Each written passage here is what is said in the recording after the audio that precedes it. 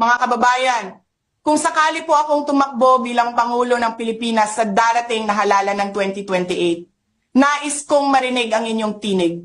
Handa ba ninyo akong suportahan?